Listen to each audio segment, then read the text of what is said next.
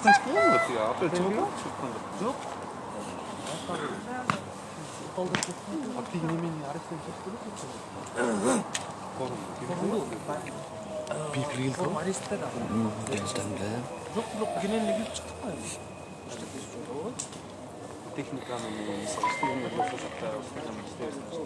vardan işte veriyoruz. Efirgerle çıkarsak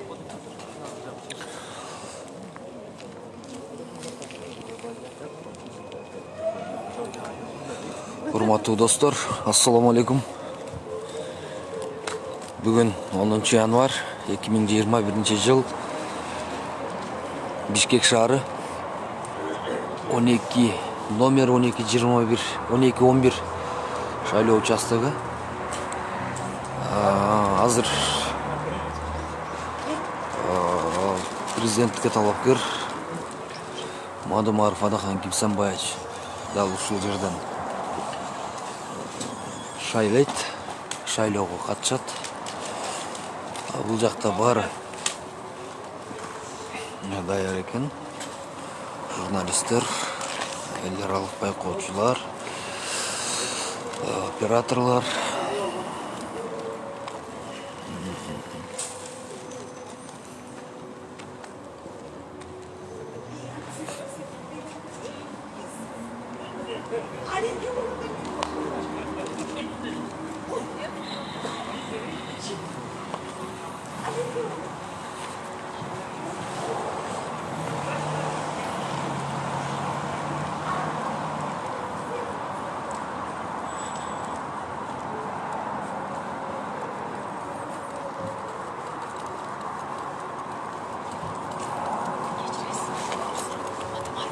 Ушул жерде өзү дагы журналисттер келүүдө, мынакей шашып ашып.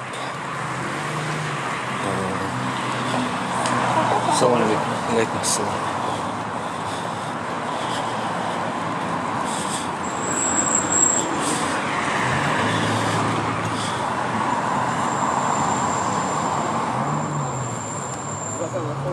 Алейкум ассалам. Интервью алып койсо. Жок. Эме качан келет? Келет, аз келет. Буквально 10 минут.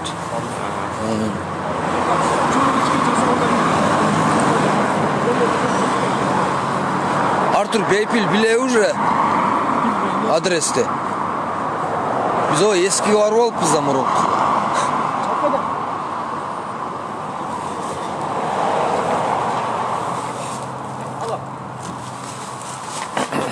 Мына азыр берген жокпу? Болгон азыр жакта бирөө келет деп айтып туруп келген келип алды. Да, белгилей кетсек, мурунку шайлоодо башка участок болчу, азыр бияка которулуптур.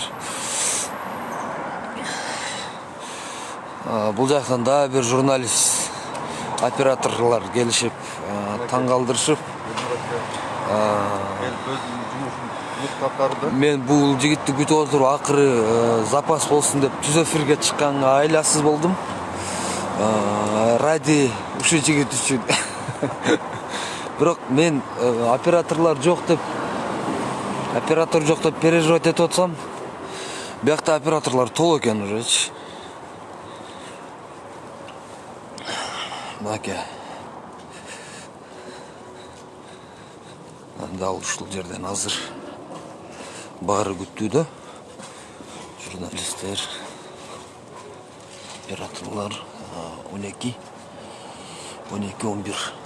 шайлоо участогу.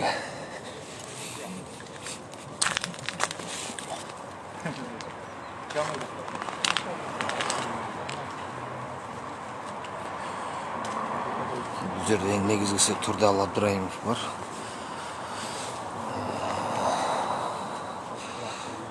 Самат Качканов. Бүгүнкү күнгө кандай комментарий бере аласыз? Жакшыбы баары? Жакшы. Алгачкылардан бул жака азыр ким, кайсы кандидат? Атахан Мадумаров, Кимсанбаевич келет деп журналисттердин баары күтүп атабыз. Дал ушул участоктан, Ушул участоктан. Рахмат. Ушул жерде азыр биз да күтөбүз.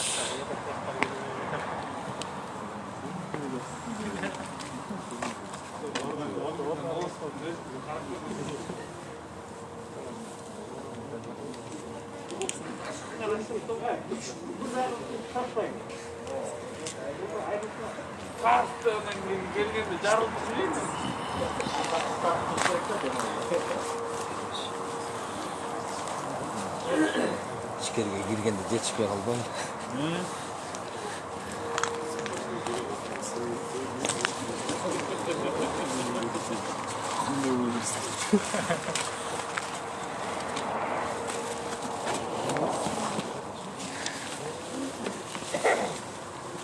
Чинжироктон тескери тактырмакчы.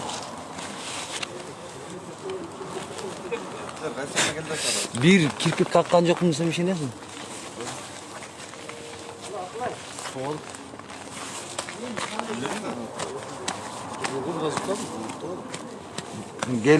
Келиптин да такажыкта болдум.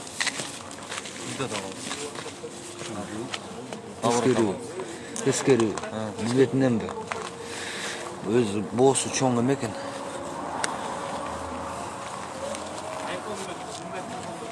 Мыйзамсыздыкка жол жок дейт.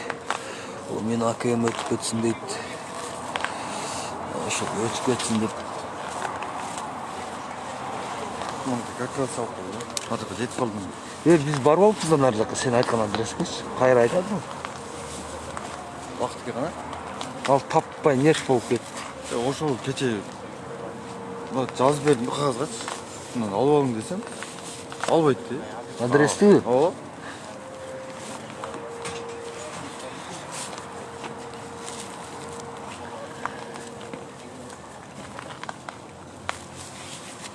Болду?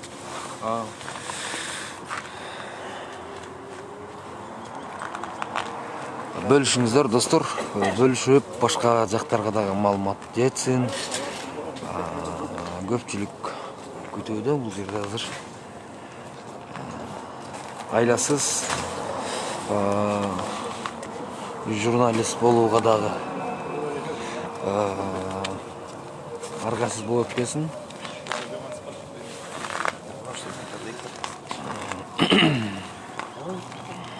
Дагы бир журналисттер келе атышат. Менин оюмча телеканал Мир окшойт го дейм. Дагы бир жолу эскертип кетейин, 2021-жылдын 10 январы Кыргыз Республикасынын президенттин мөөнөтүнөн мурда шайлоо күнү 12-11 номер 12-11 шайлоо участогу телеканал Мир туура эле тапкан экен.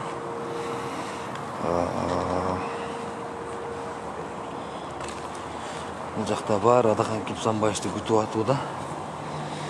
Күтүп атышат. Коопсуздук кызматкерлери, милиция бөлүмү.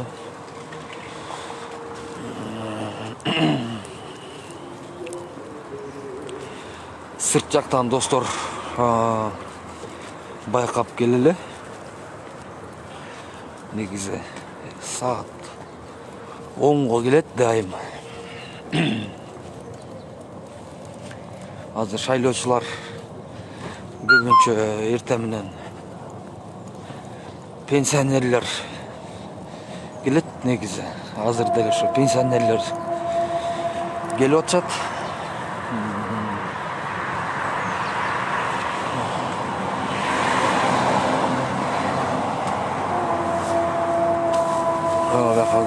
Туз сеуп атышат.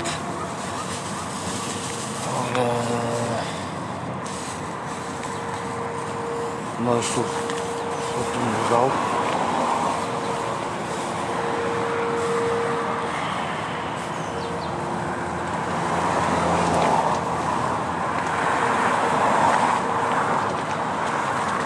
Урматтуу достор, алыста жүргөн, Кыргызстан булуң бурчунда жүргөн достор, бөлүшүңүздөр.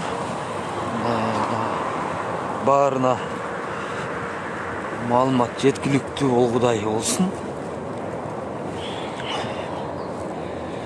Мен силерге азыр ошол түз алып бергенге аракет кылып сиздер менен бөлүшөйүн деген ойдо.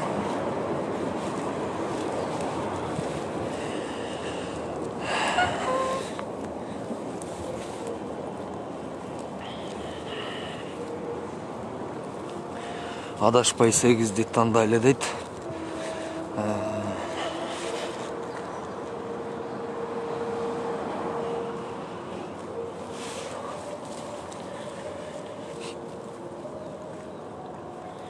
Иман берсин кыргыз элине дейт. Так. 5 минута. 5 минутка. Шайлоочулар кирип келатышат. Бишкек шаары 12-11. Шайлоого түз бара бериңиздер.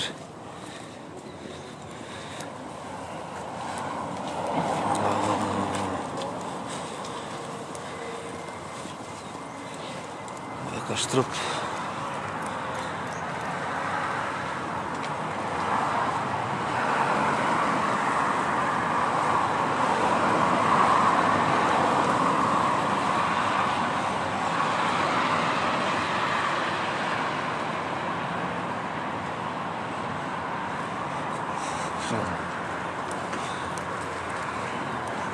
негизи оңго деген оңго келет азыр. Аябай суук. Өткөндө КТРден аябай күн жылуу болот. Ошол күнү деген маалымат болгон. Бирок аябай суук азыр. Телефонду колумда кармап аябай тоңду. Бул жерде мына кирип аткандарды алышат.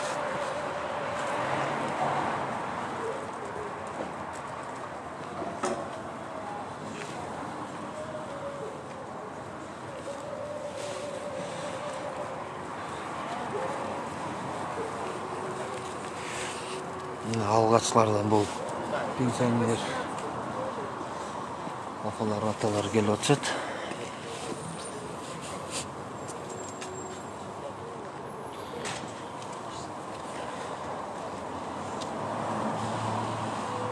Дагы бир телеканал kodum.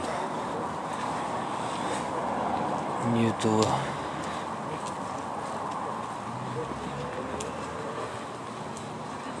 Да, точно. Это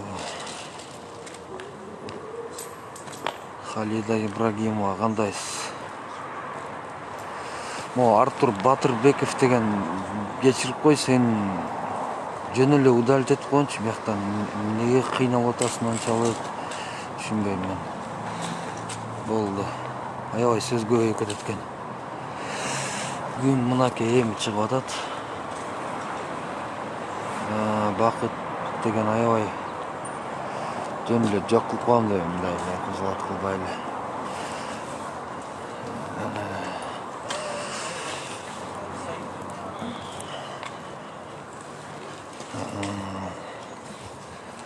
Да. Göz açık kişiler tasla ilişini sadırıyor.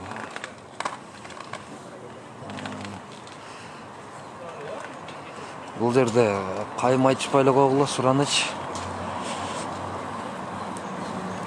Ешкім. Тағдыр, ассаламу алейкум.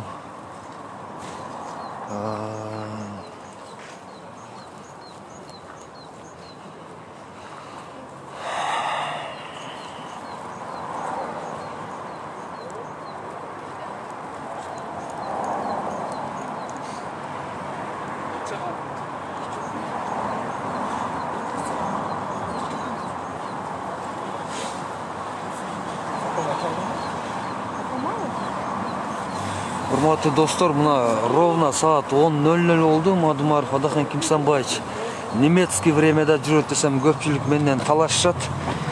Мына ровно 10:00 болду. Ровно 10:00 болду. Кирип келди. Оке. Ассаламу алейкум Адахан Кимсанбаевич. Ийгилик бүгүнкү. Мен айткам жана сиздерге немецкий убакыт боюнча жүрүшөт деп. Саат 10:00 болду. Бул жакта журналисттер даяр. Македан Кирсанбаевич жамаат менен добушка өз добушун бергенин келип атат.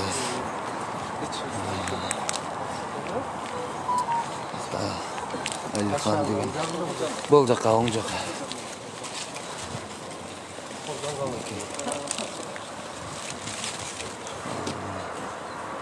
Sağ. Бул жакта бар. Orada жақсылықтарды алып келсін.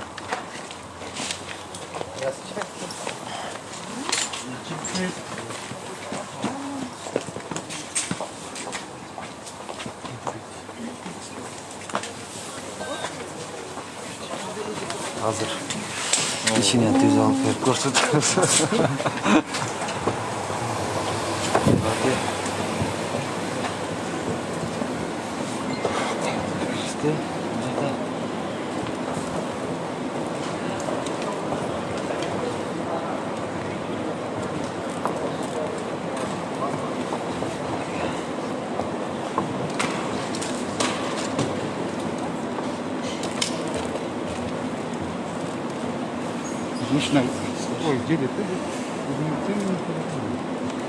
Бизге орунду жага албай алып.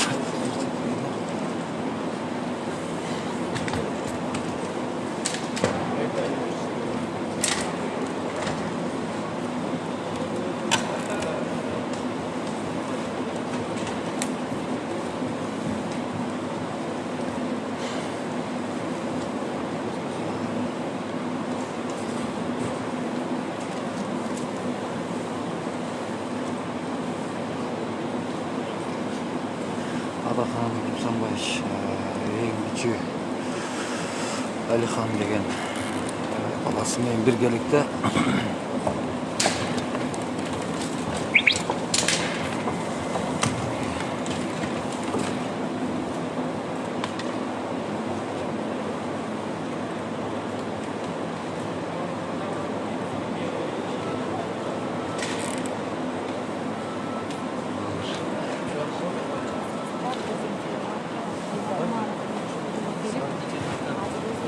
больше, меньше.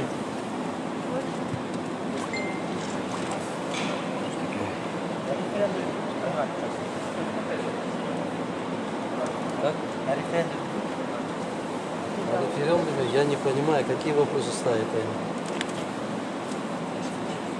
Референдум жөнүндө. Спасибо. Так.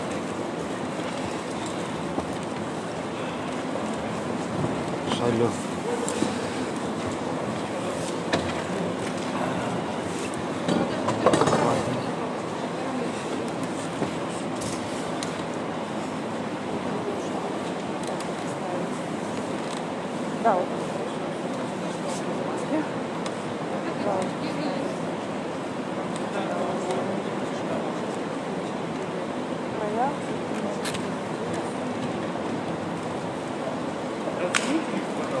Нет.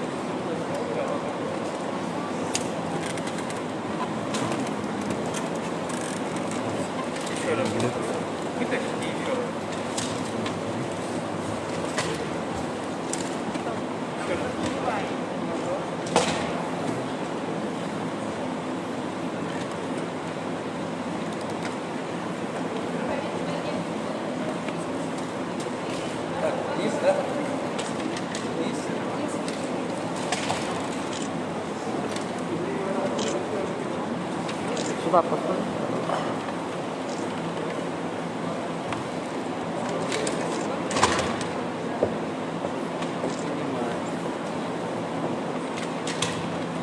Даже аппарат не хочет прийти. Аппарат каалабайт.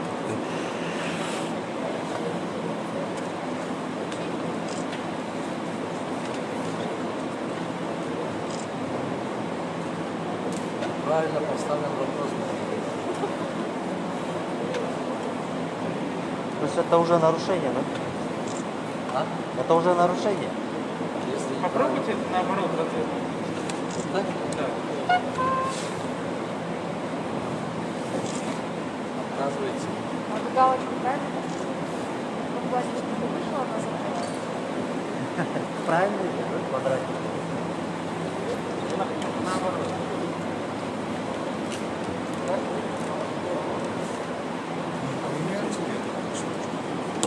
Привет.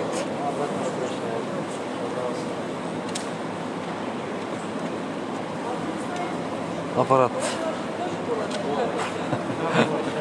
Аппарат қабыл алып жатады. Да, это техническая проблема. Вот. Түшті.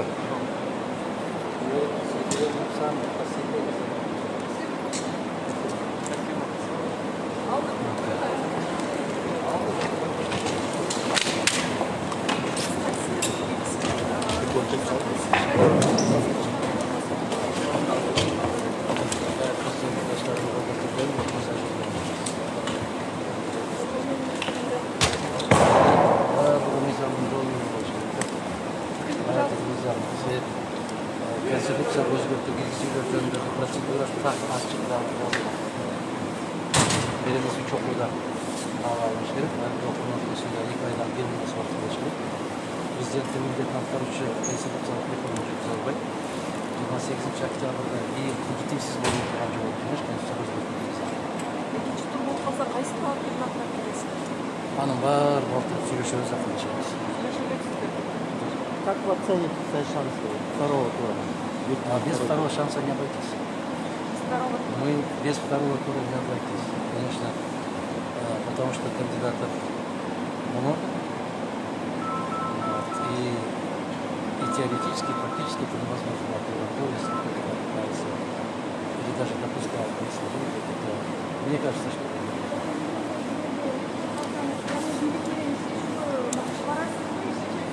Конституциялық талаға дейішсе, doğru емес iş hareketlerine makul болушса, қайрадан 5 октябрьда мөлтек қабыл алған шешімдер барын жоққа шығарып, конституциялық талада іштейміз деп уағда берішсе, қарап тұрмыз. Ахмет Абаевич, шайлоо таза өтөт деп ишенесизби? Шайлоо таза өтпөй аткандыгын кечиртем бересиздер, көрүп калсаңар. Мына машиналар менен жүрүп алып Бишкектин ичинде, Кыргызстандын баардык жеринде көчмө добуш берилет, көрүп калсаңар, мындай жапайычылыкты менимче ушу эгемендүүлүк алган 30 жылдын ичинде көргөн эмеспиз. Сиздер эле макулсуздар, көрүп атасыздар, социалдык тармактардан көрүп атасыздар. Кандай башалагандыктар болсоктарын көрүп атасыздар. Анын баарына баа бере турган коомчулук берет деп ойлойм. А как вы оцениваете вообще чистоту выборов в плане агитации? Сколько было нарушений? Что отвечали ваши сторонники, ваш штаб по этому вопросу? Грубейшие нарушения, вопиющие нарушения мы фиксировали. Мы несколько кандидатов совместно подавали экскурсию. Мы собирали, наши штабы собирали пресс-конференцию, там все рассказывали, говорили и показывали, документально показывали в соответствии с законодательством и Конституцией. Но, к сожалению, как всегда, ни Центральная избирательная комиссия, ни районные арбитражные суды, тем более Верховный суд, не стал защищать конституционную независимость. Поэтому как они проводятся, как они собираются проводить, как они будут проводить итоги, это уже дальше. Вы сказали, что теоретически даже не может быть такого, что выборы закончились одним туром. Если не будут вторых туров, означает, что вы не признаете выборы. Вы знаете, в любом нормальном цивилизованном государстве пользуются итогами опроса. У нас экзит-полы не проводятся, но в течение месяца проводились различными компаниями социологические исследования. Социологические исследования показывают, что на сегодняшний день идет Мадумаров 47%. На втором месте идет Джапар. На другие источники посмотрите, потому что ни один из кандидатов пока что не набирает более чем 50%. Я исхожу из тех показателей, которые проводятся в нашей республике. Я опираюсь на результаты этих. Если выборы закончатся одним туром, означает, что вы не признаете эти выборы, результаты. Знаете, так ставить вопрос нельзя, означает так. Но то, что Государственный комитет по национальной безопасности вмешивался в период тестирования, вам всем известно. Это впервые. Вы слышали об этом, да? Когда у нас было? Это подтверждено там? Но, во всяком случае, они не опровергли.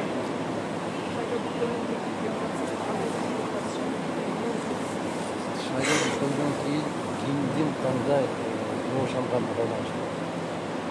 Егер де ушундай бир жапайычылык жол менен эле жеңип кетебиз деген болсо, бул көп мырзабай, бул жакшы партия. А эгер кече дагы Тулпан мамлекеттер шериктештигинин КМШнын жалаң парламент мүчөлөрү Башкорбанский ассамблеясында ошолор менен жолугушуу болгондо биз айттык, эгерде кандайдыр бир мыйзамсыз жолдор менен кетип жаткан болсо, аракеттер ошого жүрүшөт. Нааразычылык акциясы дегенде туура кабылдашыбыз керек.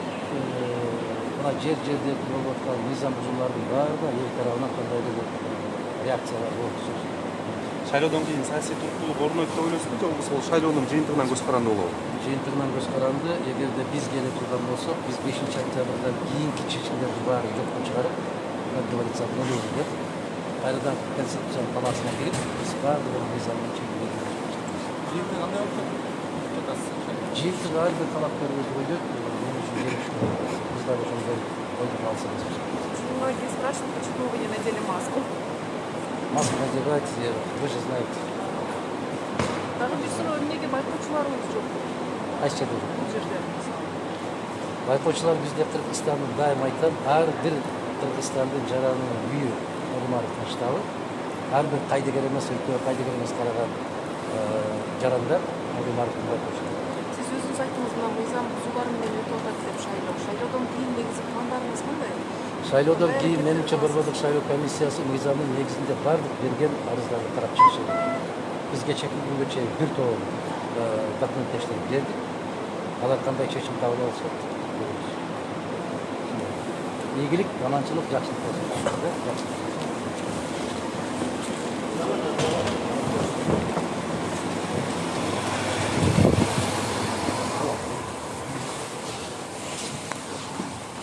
Лаки азыр добушун берип, журналисттердин дагы суроолоруна кыскача суроолорун берип,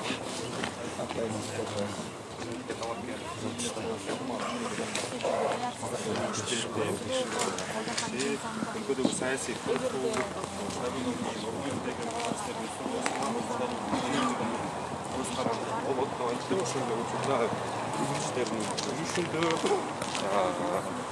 шайлоо күнгө аз убакыт калганда дагы мыйзам бузуулар эреже бузуулар болгонун шайлоо комиссиясына далилдер менен кайрылышат. бул жерде көз карандысыз эл аралык уюмдар го дейм.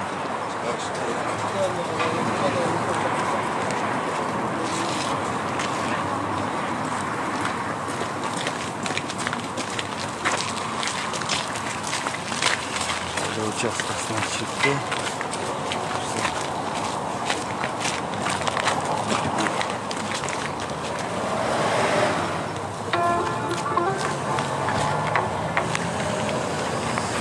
Лаки ушундай достор.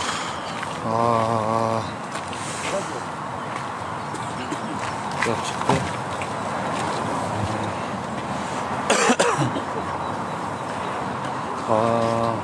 Баарыңарга рахмат, урматтуу достор.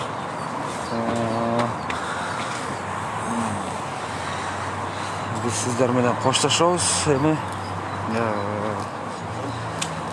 Биз эфирди жыйынтыктайлы, колдон келишинче сиздерге тез алып бергенге аракет кылдык. Руслан Мамасадыков, сен аман бол. Негизгиси. Ошол калгандарга ийгилик.